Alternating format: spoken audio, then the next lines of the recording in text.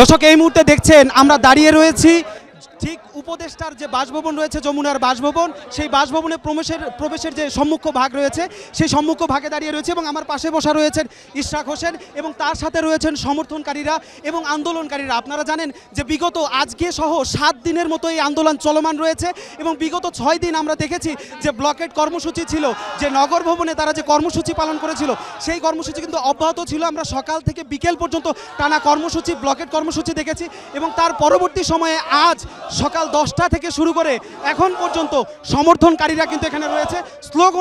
স্লোগানে মুখরিত হয়েছে এই পুরো এলাকা।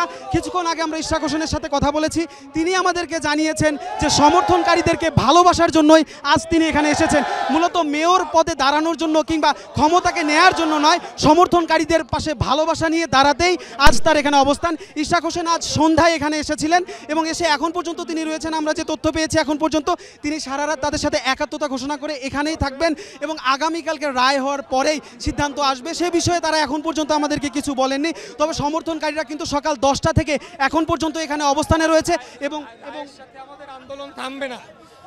আমরা বলেছি আসিফ মাহমুদের পদত্যাগ না হওয়া পর্যন্ত আমরা আন্দোলন ছাড়ছি না। রায় হলো পরের বিষয়। যেমনটি শুনলেন এই মুহূর্তে শুধু রায় হওয়ার ক্ষেত্রে এই আন্দোলন চলমান, যে আন্দোলন 7 দিন থেকে চলছে তা থামবে না।